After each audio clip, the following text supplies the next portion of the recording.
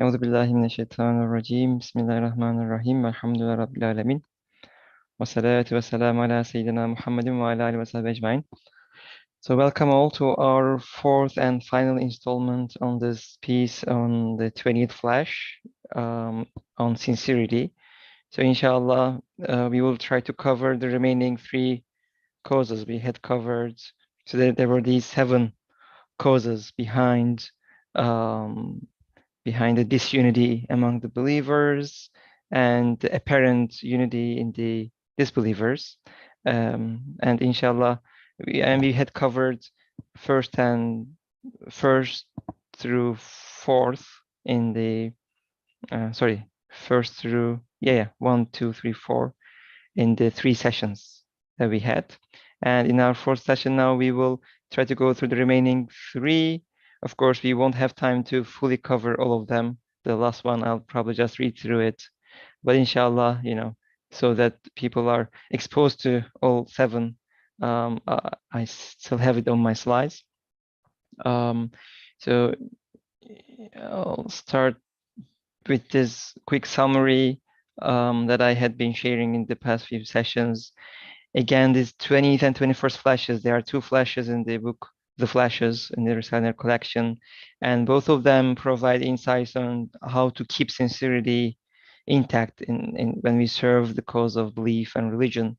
And 20th flash specifically has suggestions and recommendations and practices when serving the religion in the larger circle of other believers.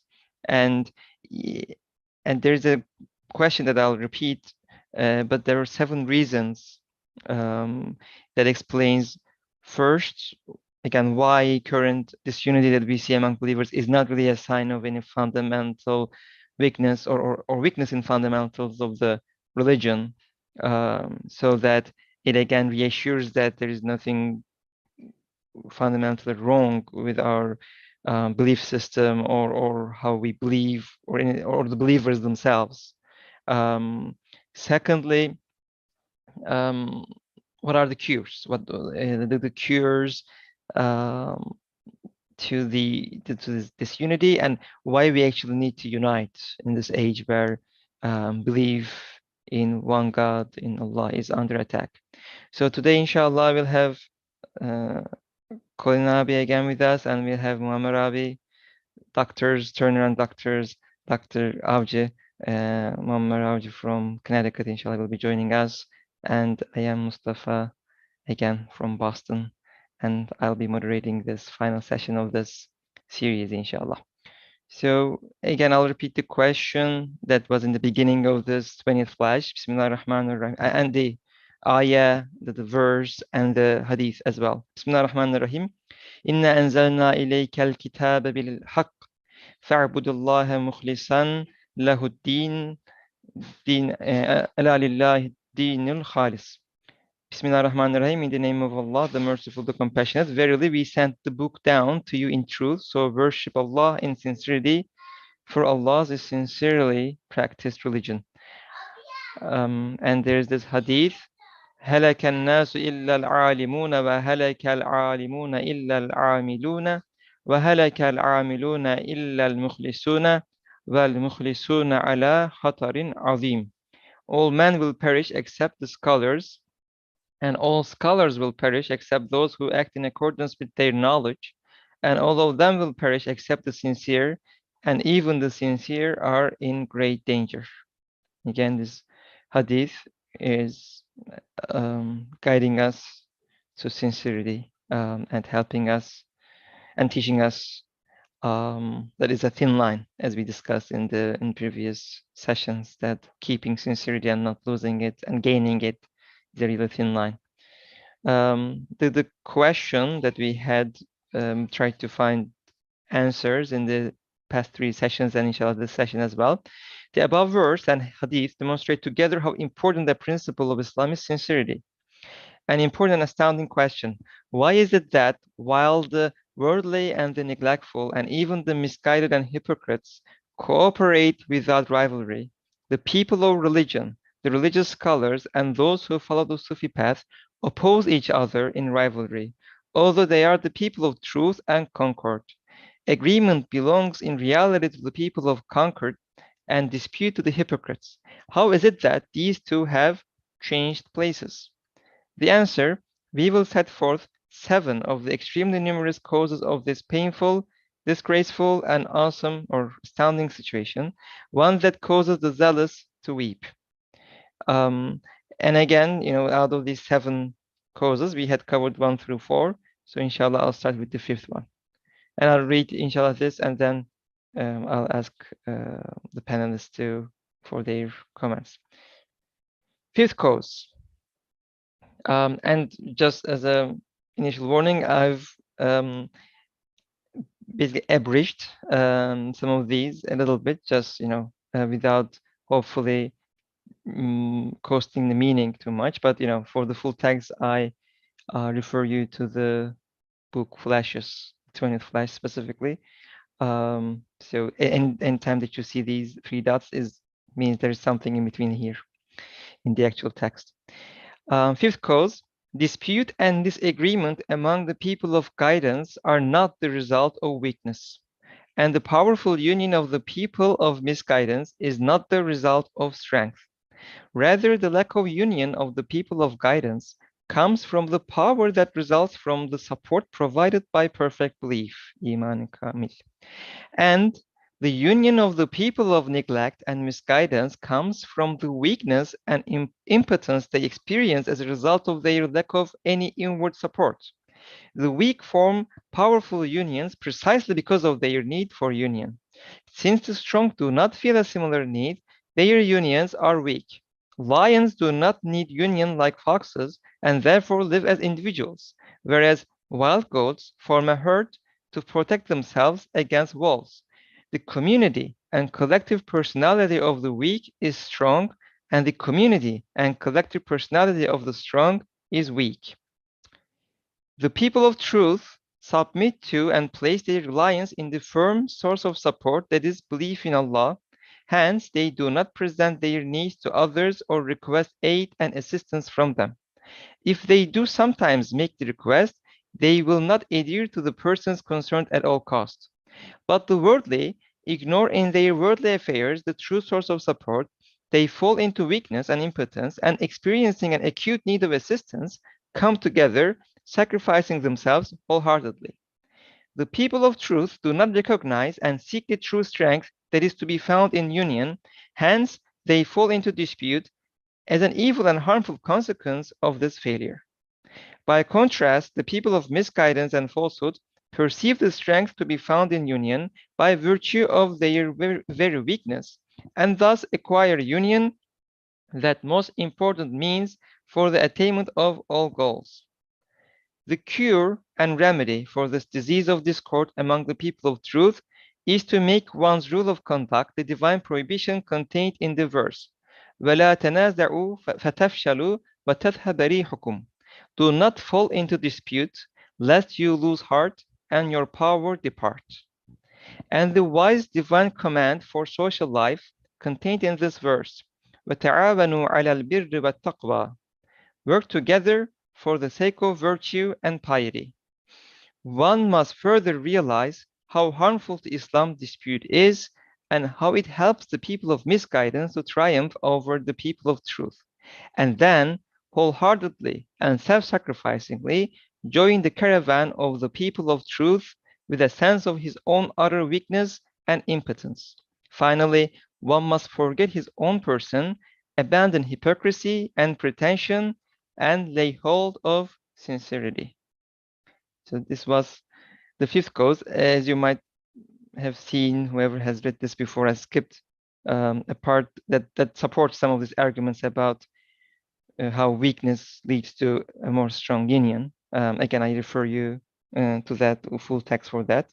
But I would like to, turn to my panelists and inshallah ask them, again, as we connect this to the previous sections, but also I guess there is the weakness and strong union, there is this piece, and of course, when we talk about cures of this disease, and opening up some of these verses, how we should understand them. Kolnabi, shall we start with you today?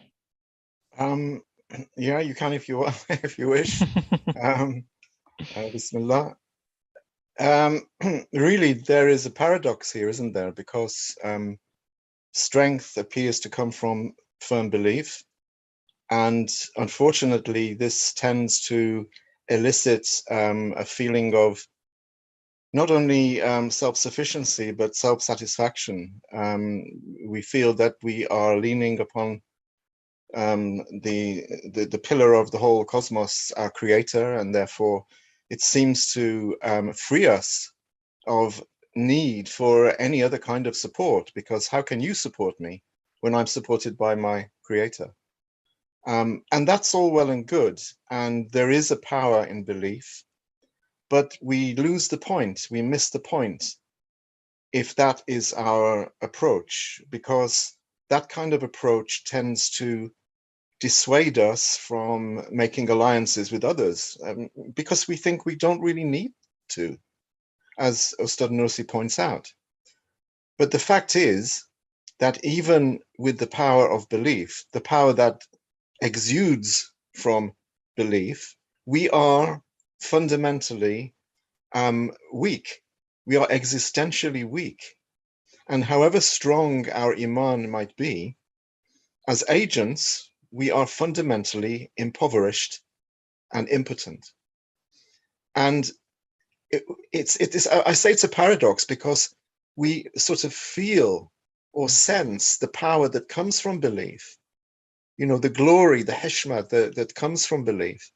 But at the same time, we have to recognize that we can't do anything. As individuals, we cannot do anything. And to glory and to bask, and to luxuriate in the power of belief does nothing for our social cement, We are supposed to be cemented together. We are supposed to forget ourselves, and we are supposed to find fana fil ijtima, we lose ourselves in the community. And we can only do that if we really understand how weak we are. Now, people of unbelief, the degenerate, or should I say the non-regenerated, they are completely aware of their weakness. They don't like it. They don't like to admit that they're weak, but they are completely aware of their weakness. They are sincerely aware that they can't do anything as individuals because they are not supported by the creator. They don't feel that there is a support from anywhere, and therefore they have to have recourse to causes. And they do this with the utmost sincerity, and that's why they're successful. We don't do that. We have to come together, and as a community, we have to admit collectively our weakness. And that is the only way that we can unite. And we are very loath to do that. We are very arrogant. We think we don't need each other. We think we don't need causes, because we're told time and time again that causes have no effect, causes don't create, and all that. And it's all true. But at the same time, we have to have recourse to causes, because that is the sincere way of operating. And it's only by admitting our weakness, our existential weakness, admitting that we own nothing and that we are nothing. We have nothing in our bag, so to speak. It's completely empty. We are poor and we are impotent. And until we can admit that and come together collectively in a collective admission, then we will never ever be able to unite or form alliances. Unfortunately. Yeah, Jazakallah. I mean, yeah, it's indeed a paradox, as you have pointed out, that we all are living through. And yeah, by the way, there are a couple chat messages that I would like to read. The later one is from Brother Adam Shahran and his family, is that also existentially interconnected, I guess, is the human nature, which is important for us to witness as part of our reality. I think we are weak, but we need to be interconnected to be successful. I think it's his comment. That's Jazakallah khair for this comment. When I was reading the ayah from Surah Al-Zumar. I think Harun Pirim has pointed out that it seems Surah Al-Zumar, that the starting verse is taken from, has more verses relating to Ikhlas. The name and the content of the surah in one aspect warn us, relying on community, Zumara, trust before reserving the religion only for Allah. Jazakallah khair for these comments. These are really great. And also, as Kona was talking, and I will ask this to Muhammad Rabi as well, is that um, there is this belief of Allah and His message, of course, and there is and this ayah is pretty clear. وَلَا تَنَازَعُوا فَتَفْشَلُوا وَتَذْهَبَ رِيحُكُمْ. Do not fall into dispute, lest you lose heart and your power depart. So this is basically what is going on, but there is a direct order for us about not falling into dispute, but still we are within that paradox, falling into dispute. And again, there is another ayah supporting that, right? وَتَعَاوَنُوا عَلَى الْبِرِّ وَالتَّقْوَى. Work together for the sake of virtue and piety. So there's direct commands from Allah subhanahu wa ta'ala for unity, for not to dispute. But still, I guess, should we say, are we misusing our belief and our support from our belief as the community of Muslims, and ignoring and misusing that to ignore these direct commands? And also, if there are other comments, I would welcome them. Muhammad Rabi, any comments about these? Yeah, I will start. I will going to start with the same thing. Yeah, you start at the start of each causes. He started with a positive sentences, like he's saying that there is power and belief, but this positive things most of the times either misunderstood or misused by Muslim. Yes, there is a strength in believing in Allah, but this does not mean that we shouldn't engage with people and he'll help each other. Ustad also mentioned in the different places of Risale-i Nur, this era is the not age of individualism. We have to work together as a group, So Ustad says in the Emirdağ letter, the present time is the time of community or social collectivity. No matter how wondrous an individual's intelligence, it may be defeated in the face of collective intelligence of community. So there's also an hadith, Prophet said, Yadullahi ma'al jama'ah, Allah's hands, which means help, assistance with the jama'ah. Allah, this power coming from Allah, and it comes a lot if we can, create a community. Also, Konlajam stated that we are supported by Allah. Yes, we are supported by Allah, but sometimes this support come with different means, different hands. Allah's help can come with your brothers.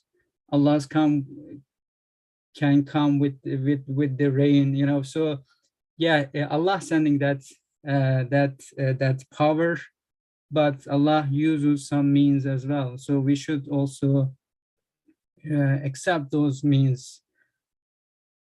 Yeah, this is a great point. Like, we believe in Allah, but He tells us to form this union as a precondition of His support, basically. And right, and when we miss that, sounds like we are missing the point altogether.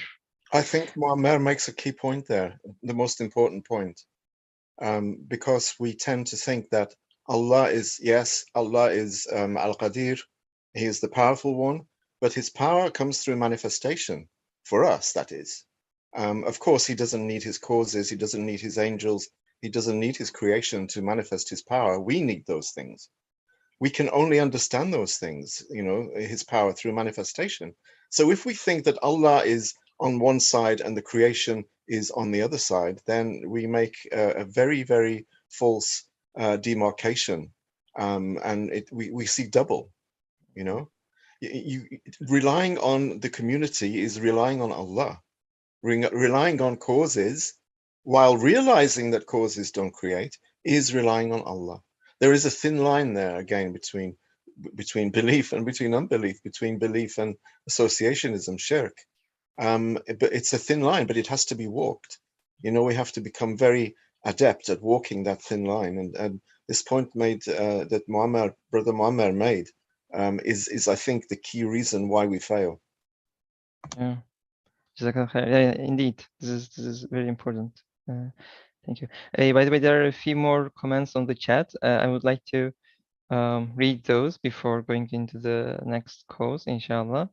So starting from, again, continuation of Brother Adam Shahran and his family's comment. Their original comment was existentially interconnected, which is important for us to witness the human reality. We see that we are all being created together intentionally. One might ask, what wisdom must there be in this? So I guess this connects well to this, Allah's names being manifested through his creation, and then what just Kun Hoca has said. So a great connection there too. Zeba Rizvi commented, also ayat in Surah Al-Asr also says, وَتَبَاسَوْا بِالْحَقِّ وَتَبَاسَوْا بِالصَّبْرِ. People, right, in the end of time, who recommend the truth and who recommend sabr, the patience. So we need, I guess, some people together to be able to recommend that, right? So it doesn't work alone. And Harun Prim says, requirement of being community versus getting together under denominator of a fraction, reducing the value of it. So, and there's, I guess, he relies on an example, right? Like of the Ustaz Said Nursi gives about fractions, like, because if you multiply fractions, they actually lessen in value, and if you unlike whole numbers, I guess he points that out, that being a community is not only just being together, but I guess having that common things understood, and having that true connection there. But if he wants to comment further on that, he definitely can unmute and do that. But if no other comments, I can go to the sixth course, inshallah. So I just want to, reiterate or re-emphasize the sentences. It just says, the people of truth do not recognize and seek the true strength that is to be found in union. So this is a reality, there is a strength in union, which Allah put it there, So we have to recognize, we need to understand, and we need to seek that true strength with true uniting with our fellow Muslims or, fellow brothers. And also at the end of that sentences, it says that, worldly understand this and acquire that union, which is the most important means for the attainment of all goals. So if we really want to achieve our goals, we have to, understand this fact, this union thing. Yeah, it looks like it's simply how it works. This is the Adatullah, right? Allah's law. Yeah, I wasn't going to the detail. There are two Sharia to Fitriya, right? One of them, like Allah, give something true causes. You have to, you have to do those steps. Otherwise, Allah is not going to give you. Allah can create rain without, any means. Allah or can, clouds. Clouds. So Allah can sustain us without anything. But Allah put some certain rules, so we need to follow this. Following this also like an obeying Allah. It's not like we are, kind of believing in causes. Exactly. Yeah, like Colin Nabi pointed out, it is is a thin line, but the, I guess, intention there comes really into the play, where by following causes, but at the same time knowing that you're not expecting the results from them. And we covered in the previous sessions that our duty is tabligh, right? Is to explain, is to teach, is to reach out to people, but not expect results from that action, or not assume that it will create the actions. It's still Allah who gives the results. And as one of the cures in the previous causes it was mentioned. So yeah, separating that requires a true belief, but also doing this supplication in action, inshallah. Any other comments from Konabi or others before I go into the sixth cause, inshallah? No, not really. Oh, okay. All right. So inshallah, I'll read sixth cause as well. Sixth cause: discord among the people of truth does not arise from lack of manliness, aspiration, and zeal. Similarly, the wholehearted union among the misguided, neglectful, and worldly with respect to their worldly affairs does not result from manliness, aspiration, and zeal. It is rather that the people of truth are generally concerned with benefits to be had in the hereafter, and hence direct their zeal, aspiration, and manliness to those important and numerous matters. Since they do not devote time, the true capital of man, to a single concern, their union with their fellows can never become firm. Their concerns are numerous and of a wide scope. As for the neglectful and worldly, they think only of the life of this world, and they firmly embrace the concerns of the life of this world with all their senses, their spirit and heart, and cling firmly to whoever aids them in those concerns. Like a mad diamond merchant who gives an exorbitant price for a piece of glass worth virtually nothing, they devote time, which is of the highest value, to matters which in reality and in the view of the people of truth are worth nothing.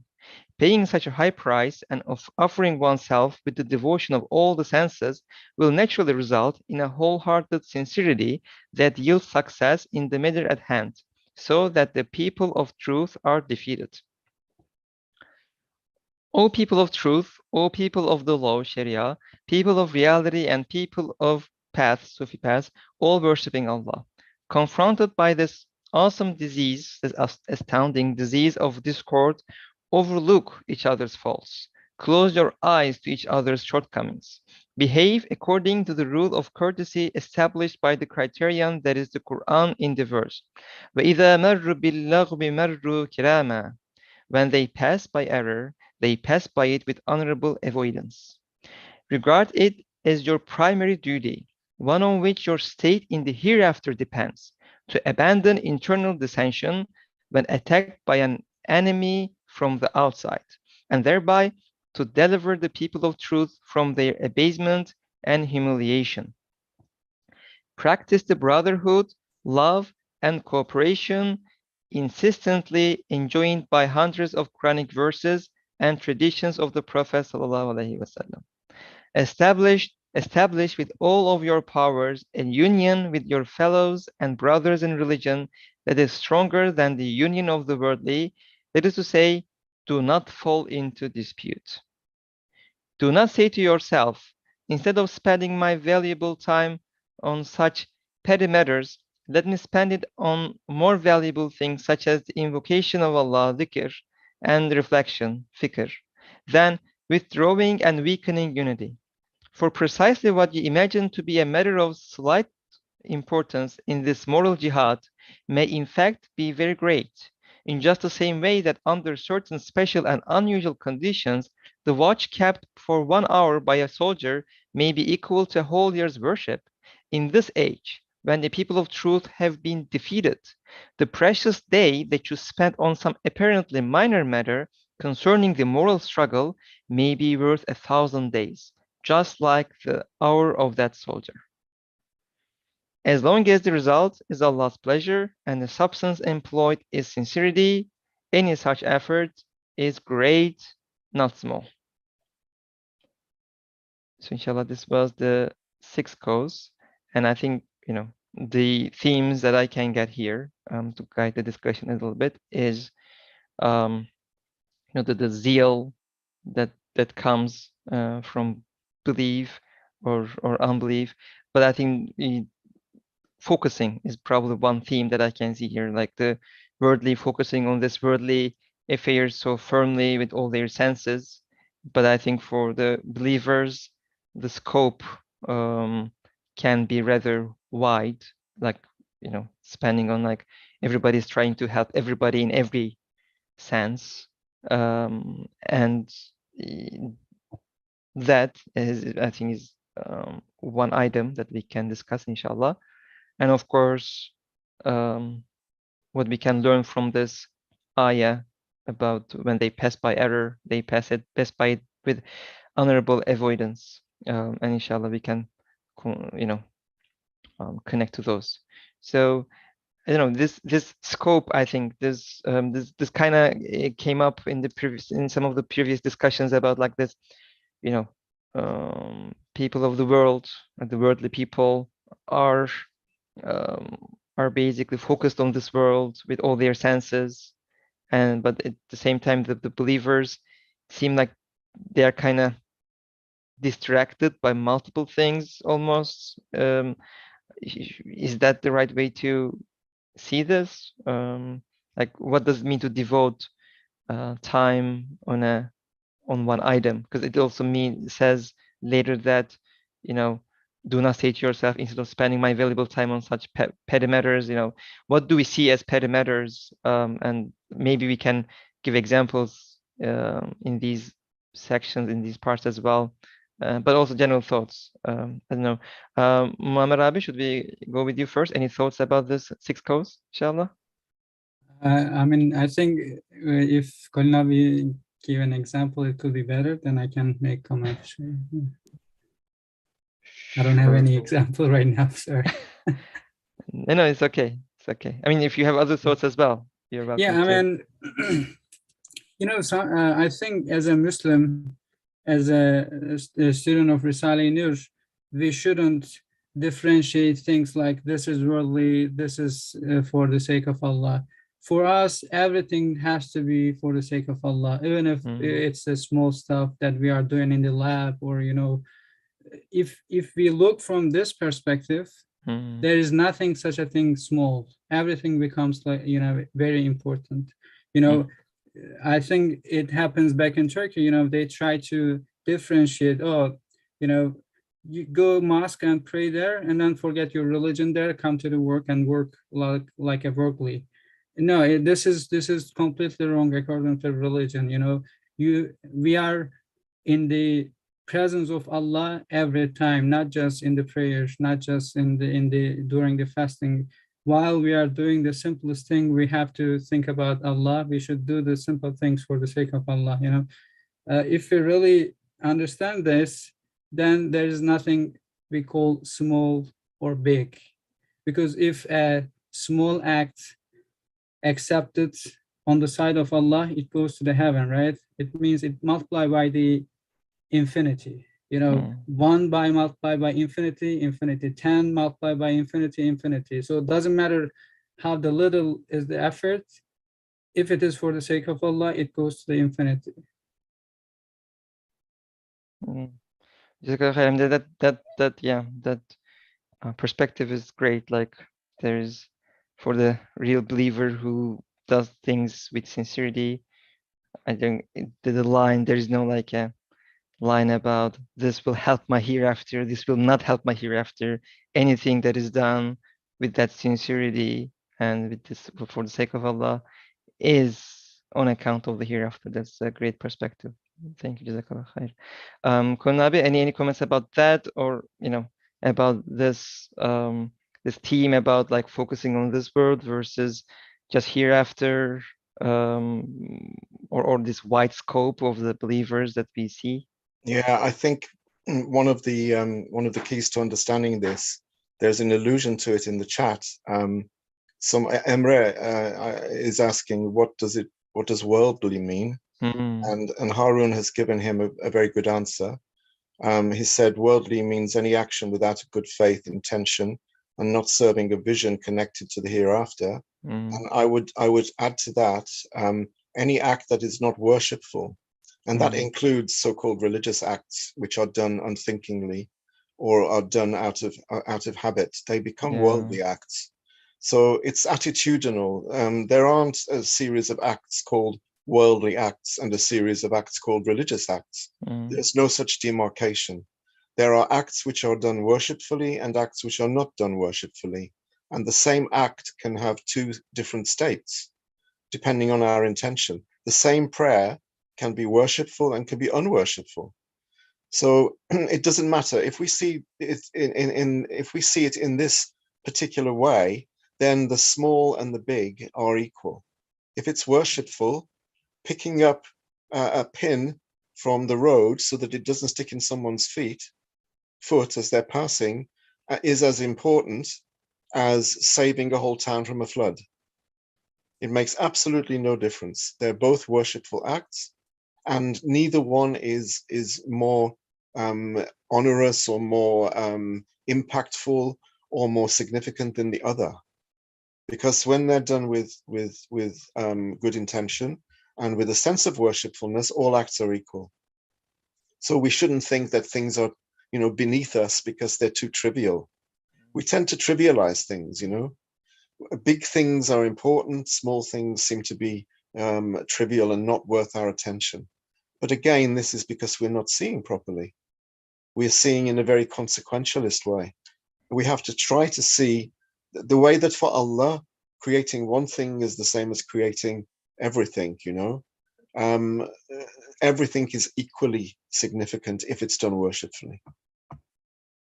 I think it is also connected to what the discussion in the previous sessions about.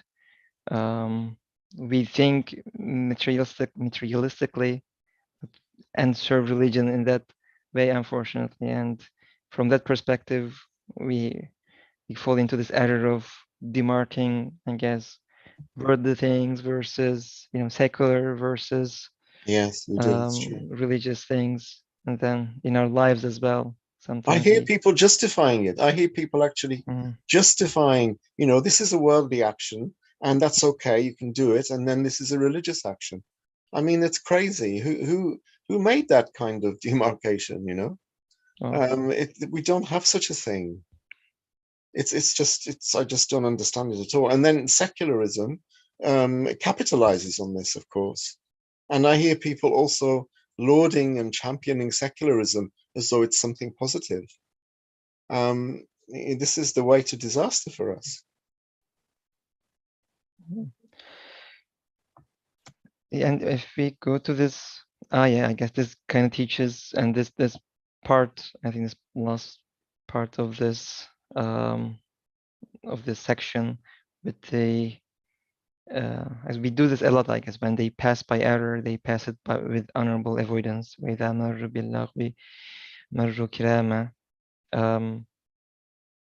And I think this is like one thing that I kind of see here is it could be as simple as, because at the end of this, right, like true cooperation, brotherhood, and then it connects to, that is to say, do not fall into disputes. So even avoiding, I guess, such disputes could be the first step of these things. I mean, there's one thing that I can see, then, I would like to get your comments on that.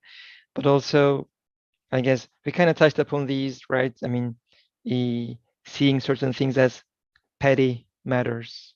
And, if there are examples that comes to mind, that would be great. What might be seen as petty matters and why people of truth actually might need that. We kind of touched upon this, but if there are examples, that would be great. But I guess the other piece, as I said, is this part about what does it mean, like, like not falling into dispute, and how that, because I mean, what it says here is that the results is pretty significant here, right? It says, regard is as your primary duty, one on which your state in the hereafter depends, to abandon internal dissension when attacked by an enemy from the outside, and thereby to deliver the people of truth from their abasement and humiliation. practice the brotherhood, love, and cooperation insistently enjoined by hundreds of Quranic verses and traditions of the Prophet ﷺ, establish with all of your powers a union with your fellows and brothers in religion that is stronger than the union of the worldly. That is to say, do not fall into dispute. So, is this an attack on? Not an attack. Is this a critique? Sorry, a critique against sectarianism within the faith, because we are very sectarian. yeah. The We're top he says, people yeah. of Haq, Ehli Shariat, the people of the law, Ehli Sharia, people of reality, I guess people of Yeah. Hakika, and people of Tariqah. And it said path in one translation, but Tariqah has a specific meaning about Sufi paths as well. So it kind of is right. The probably sectarianism in all its in all its forms. So it looks like. The thing And is here, the verse is saying that truly the true believers, when they see errors, they pass by it, and with honor they say nothing. They keep their honor and they say nothing. So if I see a mistake that my brother is doing, if it's going to be dangerous for him, then I would mention it in a tactful way, in a way that is diplomatic. But we today, we look for mistakes. We look for errors, unfortunately, and we find them. When we find them, instead of passing by them with honorable disdain, we go to the highest mountain and shout about them, and we make them known to everyone. And we are under attack, from external enemies. And instead of allying ourselves and coming together, we are full of dissent and full of rivalry and discord. And Ustad, about the Shia Sunni issue, warns us on several occasions that this is something that you have to just put away and don't make capital out of it, because this is serving the interests of our enemies.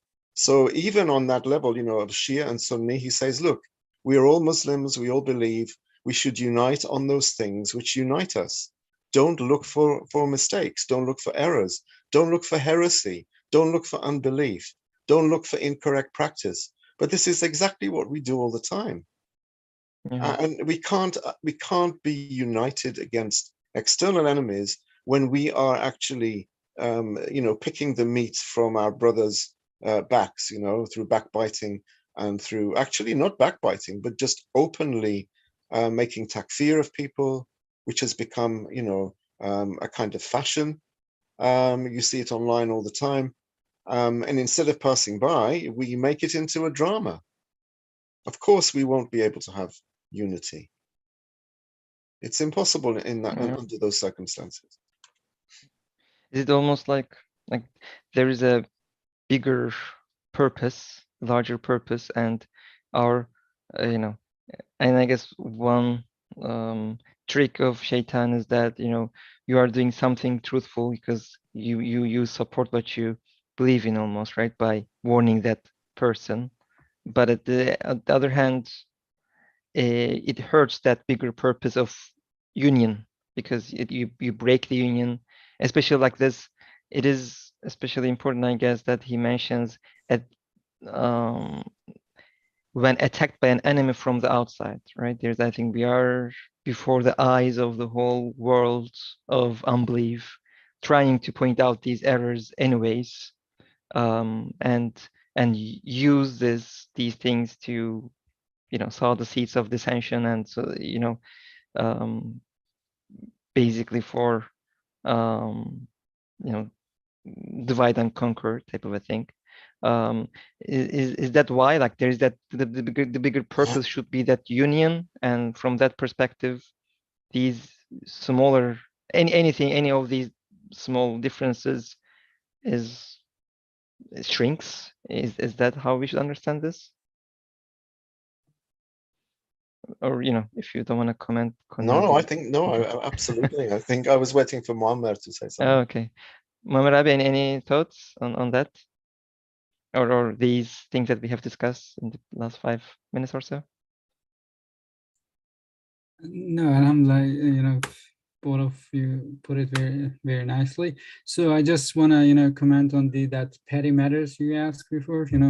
So I think we can take the example of that soldier, that gives here. Let's say a soldier has 1 hour, duty, which he needs to watch the area. If that soldier, told himself, okay, let me pray 2 rakah here, let's sunnah, let's say, or let me make some zikr here, putting his duty away, and then what happened if the enemy attack at that time, right? So it seems like, making zikr, yes, it's very important. Making, praying extra is very important. But sometimes those little stuff is much more important than your zikr, because of the condition, because of the position that you have. So we need to be very careful, even if it's like you are doing nothing there, you are just standing there, right? It's like doing nothing, but it has very important meaning that you are actually saving the whole army from any attack. Yeah. Yeah, no, thank you. This is a great example. And it kind of reinforces that thing, right?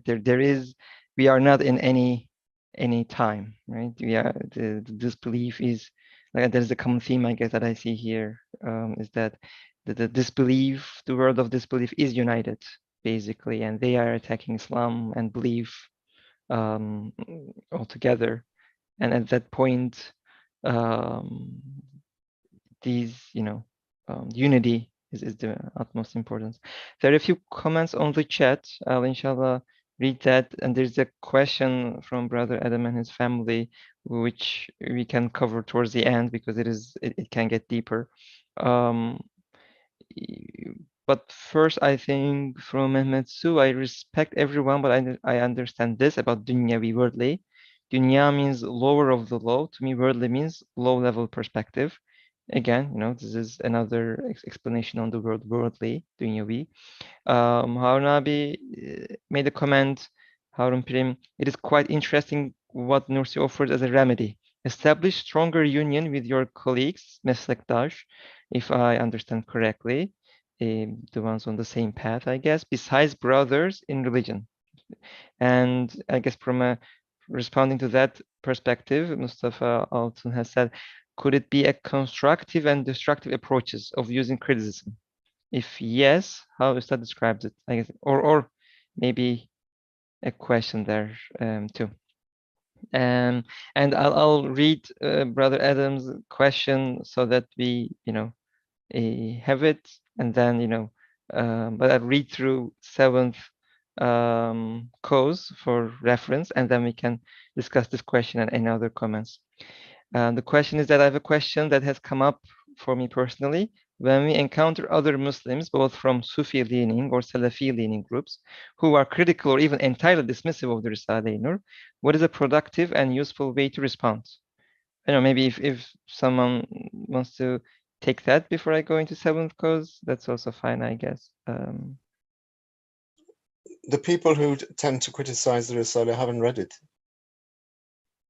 Yeah, that is probably. So I would say 99 times out of 100, they haven't read it, or they've heard something about it, and they've heard that that Said Nursi may have been influenced by Sufism, and that for Salafis, of course, is the kiss of death. So, so they dismiss it completely. And Sufis, for their own reasons, they will dismiss as well. But if they haven't read it, you can't dismiss something, be entirely dismissive of something that if you haven't read every word. Yeah. It's a great comment and probably summarizes, as you said, many of the objections against Risale-i Nur. Okay, I'll inshallah go through 7th cause again, mainly for reference. We won't have a lot of time to discuss it. And I invite all of you to read the whole Risale for your own benefit, inshallah. 7th cause, Dispute and rivalry among the people of truth do not arise from jealousy and greed for the world, and conversely, union among the worldly and neglectful does not arise from generosity and magnanimity. It is rather that the people of truth are unable to preserve fully the magnanimity and high aspiration that proceed from the truth, or the laudable form of competition that exists on Allah's path. Infiltrated by the unworthy, they partially misuse that laudable form of competition and fall into rivalry and dispute, causing grave harm both to themselves and to the Islamic community. So, O people of truth, given to dispute and afflicted with disaster, it is through your loss of sincerity and your failure to make Allah's pleasure your sole aim in this age of disaster that you have caused the people of truth to undergo this humiliation and defeat.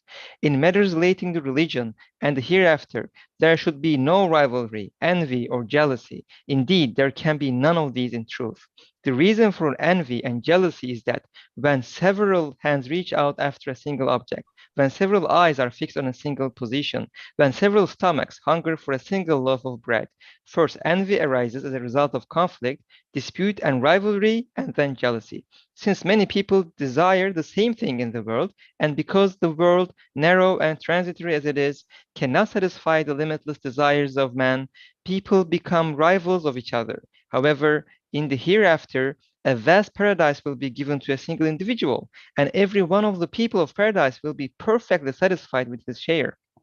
It is thus clear that there is no cause for rivalry in the hereafter, nor can there be rivalry. The one jealous here is either a hypocrite, strong word, seeking worldly results through the performance of good deeds, or a sincere but ignorant devotee, not knowing the true purpose of good deeds and not comprehending that sincerity is the spirit and foundation of all good deeds. By cultivating a kind of rivalry and hostility toward Allah's saints, he is in fact placing in doubt the breadth of Allah's compassion. An instance supporting this truth.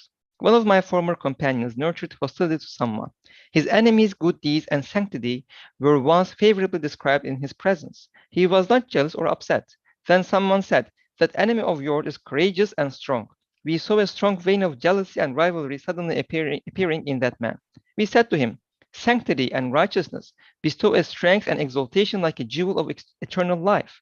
But yet you were not jealous of them. Now worldly strength is to be found in oxen and courage in wild beasts. In comparison with sanctity and righteousness, they are like a piece of glass compared to a diamond." The man replied, "We have both fixed our eyes in this world on a single position.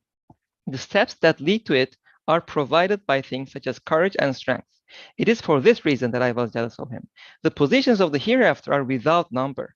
Although he is my enemy here, there he can be my beloved and intimate brother." O people of the truth and the Sufi paths, the service of the truth is like carrying and preserving a great and weighty treasure. Those who carry that trust on their shoulders will be happy and grateful whenever powerful hands rush to their aid. Far from being jealous, one should proudly applaud the superior strength, effectiveness, and capacity of those who in upright love come forward to offer their help.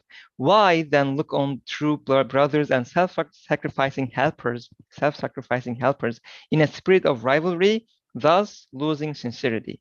The sole remedy for this disease is to accuse your own soul, own nafs, before others raise these charges, and always to take the side of your fellow, not your own soul. The rule of truth and equity established by the scholars of the art of debate is this: whoever desires in debate on any subject that his own word should turn out to be true, whoever is happy that he turns out to be right and his enemy to be wrong and mistaken, such a person has acted unjustly. When he emerges the victor in such a debate, he has not learned anything previously unknown to him, and his probable pride will cause him loss. But if his adversary turns out to be right, he will have learned something previously unknown to him, and thereby gained something without any loss, as well as being saved from pride. In other words, one fair in his dealings and enamored of the truth will subject the desire of his own soul, his own nafs, to the demands of the truth. If he sees his adversary to be right, he will accept it willingly and support it happily. If then the people of religion, the people of truth, the people of Sufi paths, and the people of learning take this principle as their guide, they will attain sincerity and be successful in those duties that prepare them for the hereafter. Through Allah's mercy, they will be delivered from this appalling wretchedness and misfortune from which they presently suffer. Subhanaka la ilma lana illa ma 'allamtana innaka antal alimul hakim. Glory be unto you. We have no knowledge save that which you have taught us. Indeed, you are all knowing, all wise. This was the end of the 20th flash. But I will ask any final, inshallah, comments from both Konabi and from Muammar Abi before we finish. You know, there's no mistake when Ustad said read this every fortnight. And we have gone through it very, very quickly in 4 weeks, and we've only touched the surface. So that's okay, that's fine. But it should direct all of us, I think, as individuals to spend more time on it, because this is one of the most important things that we face socially as a collective. Muammar Abi, any final thoughts either about the 7th cause or this Risale in general? So in general, may Allah help us to, read and understand those truths and apply to our life. I think as Konajam said, if as a Muslim, as a community, as an individual, if you really understand this ikhlas things, I think most of our problem is going to be solved without any action. Yeah. Yeah. I mean, I think these are great remarks. Finally, I will read a comment by Karabi on the chat, inshallah, so that it is on the records. In addition to what being said, Risale looks like the only source out there which can bring different paths in Islam together. Both Salafi and Sufi can read Risale easily. So Ustad Said Nursi not only encourages us to stick to these principles, but he exemplifies them on the field. And he said, wonderful, which one of us is happy when we are wrong, so we learn something new.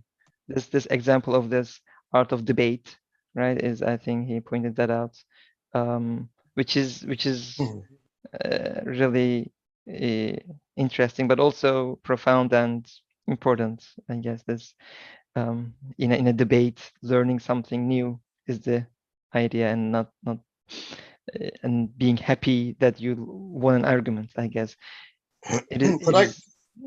Sorry, could I also say just very quickly? Yeah, go ahead, please. That these sessions that we have on Sunday, and we have them other days of the week as well, if we see these as occasions in order to show how much we know, then we're not going to learn anything at all.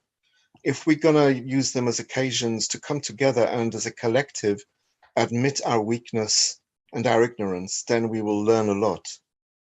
And that's the key also on a social level, is to admit our weakness and admit our need, and to be happy when someone learns something. Doesn't matter whose mouth it comes from. If someone learns something, it doesn't matter at all, because ultimately it's from Allah anyway. But the key to social and individual contentment is to admit our weakness and to admit our impotence, and to come together in that admission, and then Allah will reward. And we see this working. We see this every week working. Inshallah. Yeah, and it's a constant, I guess, right? Constant. It was a theme, I guess, in the previous weeks as well. It is a constant struggle that first with our nafs, our soul, about to convince our souls to leave our jealousy, leave our pride aside, and see that bigger purpose in the union and coming together. And as you said, right, we just scratched the surface of these meanings. So inshallah, it will also encourage all of us to read and engage in these works on individual levels and attend more of these, gatherings to, inshallah, increase our knowledge and use it to, increase union with all of our believing brothers and sisters, inshallah.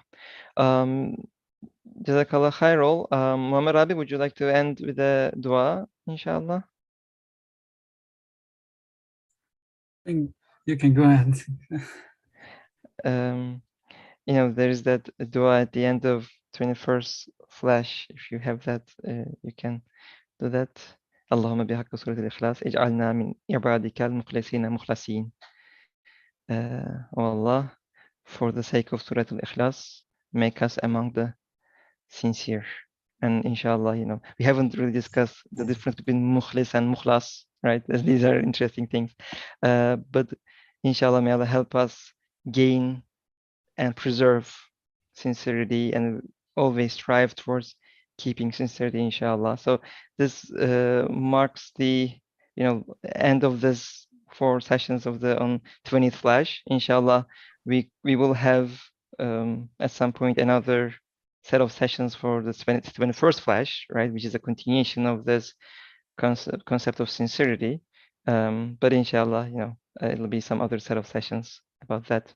سبحانك لا علم لنا إلا ما علمتنا إنك أنت العليم الحكيم وآخر دعوانا الحمد لله رب العالمين. الفاتحة.